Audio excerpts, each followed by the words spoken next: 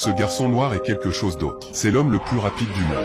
Il a une jambe cassée, et il continue à battre le record du monde avec facilité. À l'arrivée du sprint, il sourit de soulagement. Ses adversaires se battent pour leur vie. C'est un don avec lequel il est né. C'est aussi une force. Un homme nommé Jesse Owens, né dans une famille noire pauvre. Enfant, il était un coureur rapide. Et courir était son hobby. La pluie ou le soleil ne l'ont pas empêché d'aller courir. Au lycée, parce qu'il était un très bon coureur, il a été accepté directement dans une grande université. Avant qu'il ne parte à l'école, son père lui a tapé sur l'épaule. Il n'a rien dit. En s'étant troublé, les Noirs étaient inférieurs.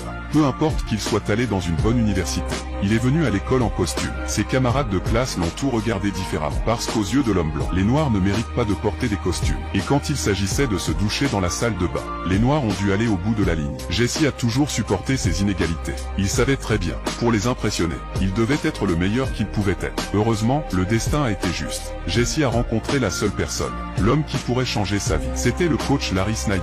La première fois que nous nous sommes rencontrés, le coach lui a dit directement: je me fiche de la couleur de votre peau. Tout ce qui m'importe, c'est de gagner. Vous voulez être reconnu. C'est seulement prouvé par une médaille d'or. Être le numéro 1 est le seul moyen de se souvenir. Le coach a donné à Jesse la médaille d'or. Les Jeux Olympiques de Berlin 28 mois plus tard. Jesse a été discriminé toute sa vie. Il ne pouvait pas croire qu'il serait un jour capable de se tenir là. L'entraîneur l'a mis à l'épreuve. Jesse a sprinté aussi fort qu'il le pouvait. Il a obtenu un temps de 10,4 secondes.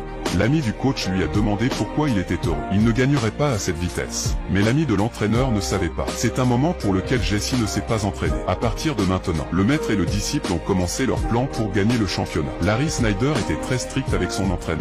Il n'a eu de cesse de souligner les défauts de Jesse. Des déparlants, une posture non coordonnée, formation où cela n'a pas fonctionné. Bensi continue de s'améliorer. Un jeu plus régulier. Mais le dénigrement et la discrimination à son encontre n'a jamais cessé. Les camarades de classe blancs l'ont humilié et ridiculisé. Qu'il voulait jouer aux Jeux Olympiques pour un homme noir. Bien que Jesse ait été déterminé, mais ses voix l'ont distrait. L'entraîneur a vu le problème. Il était dans les vestiaires, devant tout le monde. Devant tout le monde dans les vestiaires, en ignorant délibérément les blancs. Il criait: vous devez ignorer le mauvais langage. Ce n'était que du bruit. Jesse savait exactement ce qu'il faisait. C'était l'intention de l'entraîneur. Il voulait montrer aux autres qu'il pouvait faire mieux. Bientôt, la rencontre d'athlétisme Big Ten approche. Mais en ce jour important, il s'est accidentellement blessé au genou. L'entraîneur ne veut pas qu'il joue. Ce serait un problème si cela conduisait à des séquelles. Mais Jesse a insisté pour jouer. Il a ignoré les coups portés depuis les tribunes. Entré sur la piste, bloqué tous les bruits. Le pistolet de signalisation se déclenche. Jesse ouvre la voie avec sa puissance explosive, battant le record du monde de 9 secondes 3. Mais les juges disent que son temps est de 9,4 secondes. Juste parce que Bensi est noir. Les blancs ne reconnaîtront pas son époque. Ce garçon noir est quelque chose d'autre. C'est l'homme le plus rapide du monde. Il a une jambe cassée. Et pourtant, il a battu le record du monde avec facilité. 9,3 secondes. Le gagnant est lui. Mais les juges disent qu'il est à 9,4 secondes. Juste parce que Jesse est noir. Les blancs ne veulent pas admettre un homme noir qui bat leur record. Mais parce que ce n'était pas juste. La motivation de Jesse a été complètement remuée. L'épreuve suivante était le saut en longueur. Il avance la tête haute. Un bref échauffement. Accélération difficile. Un saut complet. Silence soudain dans l'arène. Soudain, il y a à nouveau des applaudissements. Jesse bat à nouveau le record du monde.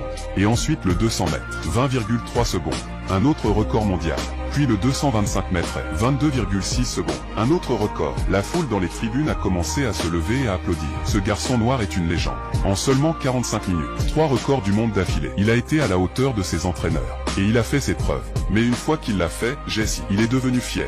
Faire face au conseil de l'entraîneur. Il a arrêté de faire attention. Il a dansé avec de belles femmes lors de divers bals. Le triomphe éphémère l'a envahi. Sa condition physique a commencé à décliner. Perdre même un match régulier contre quelqu'un d'autre. Les mots d'orientation de l'entraîneur. Et il est revenu à la raison. Parce que les Jeux Olympiques sont sa dernière compétition. Il ne sera pas facile de réussir.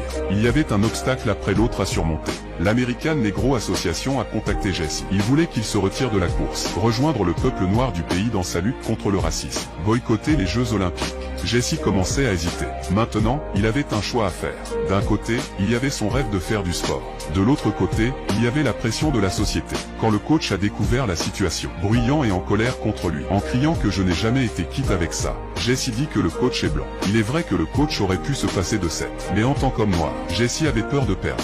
Parce qu'il joue pour la race noire. S'il perd, l'homme noir perd aussi. Le coach est revenu vers lui. Il lui a dit que c'était le rêve de tout athlète de participer aux Jeux Olympiques. C'est le rêve de tout athlète. S'il abandonne si facilement, ce n'est pas un rêve. La plus grande peur dans la vie n'est pas d'échouer mais de réussir. C'est avoir peur d'affronter les difficultés et les échecs. Si vous reculez, alors il n'y a pas de mal à ce que les gens doutent de vous. Quand Jesse est rentré chez lui, et a réfléchi à ce que l'entraîneur avait dit. Vous êtes déjà méprisé de toute façon. Pourquoi ne pas vous défendre? Changer la perception que le monde a des Noirs avec gloire. En fin de compte, Jesse a choisi de participer aux Jeux Olympiques. Alors qu'il entrait dans l'arène olympique, Jesse a été choqué. Jesse a battu le record du monde de sprint, mais parce que c'est un homme noir. Les Blancs ne reconnaîtraient pas sa réussite, mais cela a alimenté la motivation de Jesse. Et avant que vous ne le sachiez, les Jeux Olympiques ont commencé. Jesse n'avait jamais vu un champ aussi grand.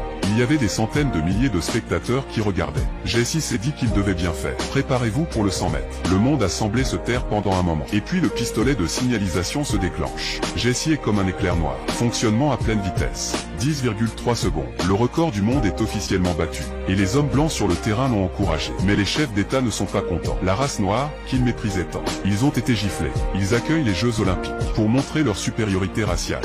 Mais ce à quoi ils ne s'attendaient pas était. L'épreuve suivante, le saut en longueur, a été une démonstration de l'esprit olympique. Dans les préliminaires, Jesse ne pouvait pas voir le point de départ. Il a raté 2 fois. S'il manquait à nouveau, il serait disqualifié pour le saut en longueur. Mais alors un homme blanc est entré sur le ring. Son nom est Luzlan, la du saut en longueur de l'Allemagne. Il a marqué le point de départ avec une serviette blanche. Le dernier saut de Jesse. Il saute à pieds joints, directement en finale. Et puis c'est la finale du saut en longueur. C'est une pure lutte de pouvoir. Luzlan choisit son premier saut. Il a caché sa force. 7,54 mètres. Puis c'est le premier saut de Jesse à 7,74 mètres. Au deuxième saut, Luzlan a commencé à exploser 7,87 mètres. Il a dépassé Jesse pour voler le record à nouveau. Et puis Jesse commence son deuxième saut, 7,97 mètres pour établir un nouveau record du monde. C'était le dernier saut. Luzlan rate son coup. Bansi aurait été le gagnant même s'il n'avait pas sauté. Mais par respect pour son rival, il choisit d'y aller à fond. 8,04 mètres. Le premier homme au monde à sauter de 8 mètres est né. Un nouveau record olympique est établi. Luzlan le rejoint autour du terrain. La foule l'acclame. C'est le moment. Il n'y avait personne pour le rabaisser à cause de la couleur de sa peau. Il n'y avait que 2 athlètes. L'amour du sport et l'admiration mutuelle. Les chefs d'État dans les tribunes. Le chef d'État présent dans les tribunes a reçu une nouvelle gifle. Dans le sprint de 200 mètres suivant, Jesse a de nouveau pris la première place. Dans le relais 400 mètres, une autre victoire d'équipe. Et le chef d'État était furieux. Il a quitté la salle en colère. Personne n'y avait jamais pensé de cette façon. Que l'homme noir qu'il méprisait autrefois, qu'il gagnerait 4 médailles d'or. Il n'avait pas seulement créé un mythe qui allait choquer le monde du sport. Il n'a pas seulement créé un mythe dans le monde du sport. Le racisme de ces chefs d'État. Le monde n'est peut-être pas juste. Mais si tu es assez courageux pour y faire face, la victoire est au bout de vos doigts. Il n'y a rien à craindre des difficultés. Tu verras la lumière si tu continues à essayer.